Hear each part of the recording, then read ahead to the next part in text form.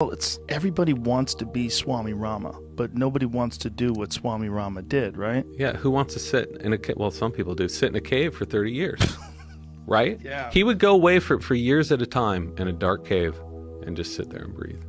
So in the modern age, I just don't know. Freak that guy must have been. God, I would love to have talked to him. Yeah, he had it all down. Because there are people that can do that. You know, they're like the Unabomber of breathing. You know, they just move to the woods and but without the negativity. But what was cool about him is he wasn't the only one who could do this. So there were researchers in the 20s and in the 40s who went out with a bunch of equipment, whatever equipment they could cobble together, and tested other yogis who were able to do this exact same thing, right? So Swami was part of this long lineage of people who had this knowledge. Is it still there? It could be, but again, I don't think it's online. I think you really have to get out in the weeds and earn these people's trust in order to get that story. And what is the history of these people doing this? Like, what was their initial motivation? I mean, is there a written history of this? The earliest evidence that we have for breathing practices dates back about 4,000 or 5,000 years from these little statuettes in the Indus Valley, which is in northern India. So there was this huge thriving civilization. They had paved roads, they had running water, they were dealing with tin and copper, and they had in this whole civilization, they still have not found any political or governmental buildings. They haven't found any religious iconography. So these people in some ways could have been more advanced than we are now. And they had all of these figures of these people in these yoga poses with their stomachs out. So that's how they date the earliest archaeological evidence of that. And since then all of these practices were moved into the Rig Veda and all of the earliest yoga texts, and they were codified in the Yoga Sutras of Patanjali. That's where a lot of the yoga methods come from. And that's about 2,000 years old. So the methods predate all of that? Oh, I'm sure they predate probably anything that has been in writing.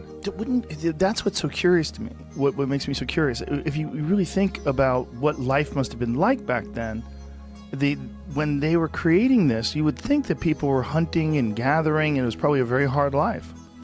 Well, not in that civilization. Right, but they got to a point where they had some sort of agriculture or some structures and buildings. But how did they get to the point?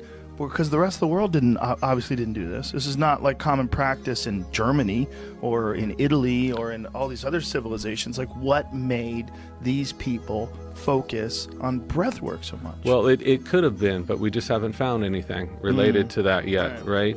So if you think about hunter-gatherers, we're imagining them as, man, they're just working all day, they're hunting all day, they're gathering. They weren't, from what I know and from what I've seen of the science there. Probably 3 or 4 hours of work, and then you have no other distractions to spend time and build these systems of breathing and health, which is what started in ancient China, which is what started in India, which is what started in ancient Greece. Think about all the distractions we're dealing with today. Constant interruptions. If you've already done your work for the day, and there's nothing else to do, you're going to get more interested, and you're going to have the time to do some empirical studies to see what works and what doesn't. It just seems to me that, like, learning something like that, learning something like prolonged breath work and the benefits of it, I mean, it seems like this is a really long-term practice that doesn't show you immediate benefits. Yes and no. I think that you can take someone who has a serious problem, maybe someone who's already very fit. It's going to take a while to really see those big benefits. We see that with athletes with nasal breathing. It takes them weeks or sometimes months to really see gains in performance. But if you've got someone with a chronic condition like asthma or anxiety who are struggling to breathe every single day, and you teach them some basic breathing, some normal breathing patterns, their lives can be absolutely transformed. And we've seen this in study after study. So these people, their breathing has become so disrupted, they're breathing in such an unhealthy way that they don't know what proper breathing is. Just shifting that has a tremendous impact. So for people like that, they can see the benefits in a couple of hours, maybe even less than that.